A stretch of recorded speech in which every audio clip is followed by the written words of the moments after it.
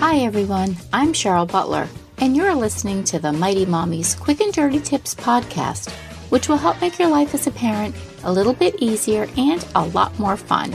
Welcome!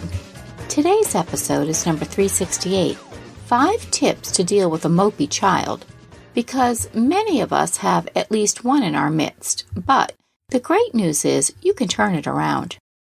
If you're a fan of the Winnie the Pooh series and all the lovable characters that live in the 100-acre wood, surely you'll recall the varied personalities that resonated with him and his friends. This delightful, chubby little cubby was always trying to help his friends, no matter what the cost. And although he can be a little bit naive at times, his heart is always in the right place. His best friend, Piglet, is also willing to go the extra mile for those he loves. And despite his wee size, he learns to be brave under even the most fearful situations. Of course, we can't forget Christopher Robin, Pooh Bear's human companion, who is always compassionate, and although he's a child character in all the stories, he's wise beyond his years. There are many heartwarming adventures that take place in this series, and though most of the characters are adorable and inspiring, we can't forget one very blue donkey who can't seem to get out of his own way and has one setback after another. Eeyore. You may recall Eeyore's catchphrase, "Thanks for noticing," which pretty much sums up his gloomy outlook on life. No matter the circumstance, he's pessimistic and always sees the glass as half empty.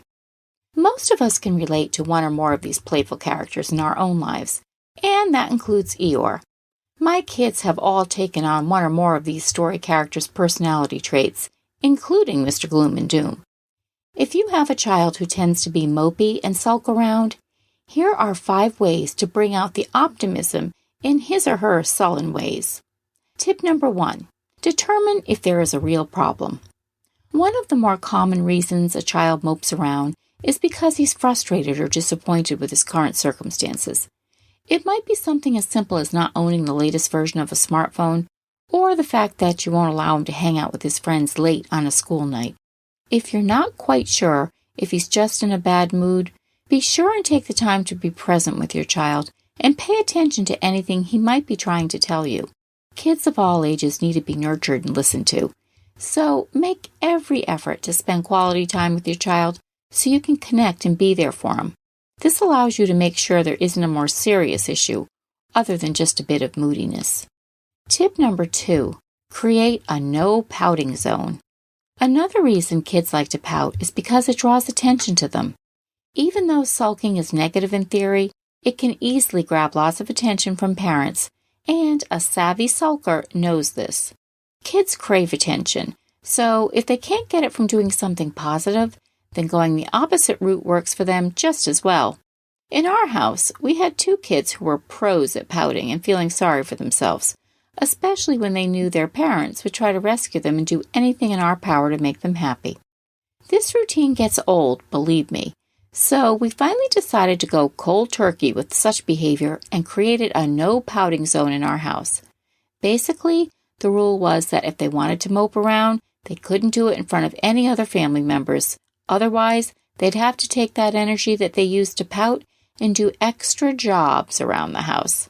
It definitely takes time to teach your child not to sulk, but by creating a rule that they're not allowed to do it in your personal space, when they sulk, you take away their power.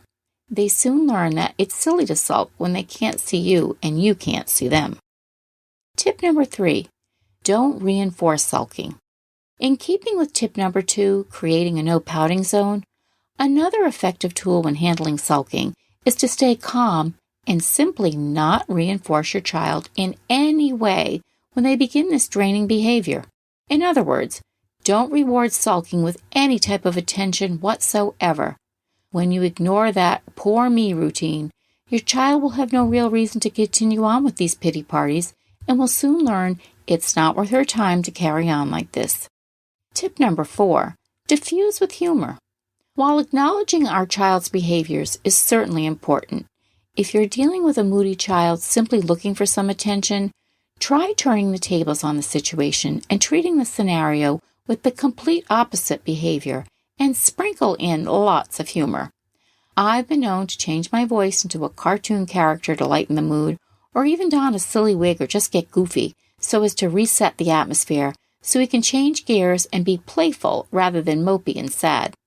Laughter and smiling are contagious, so eventually even an Eeyore type will break down and join in the fun, as long as you're willing to be consistent with a more lighthearted approach, even when your child is repeatedly moping around.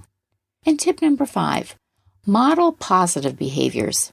Finally, take a good look at how you go about the majority of your days on a regular basis. Moodiness can also be a learned behavior. Do you approach your day-to-day life with a smile and a bit of a spring in your step? Or do you take a martyr approach and drag through your routine with your head down low? You can't get down on your kids for acting moody if that's what they're used to seeing in their home environment. Sure, we're all going to have a bad day here and there, but when our family sees us living with zest and gusto on a regular basis, we set a passionate example of how to embrace our everyday, ordinary lives.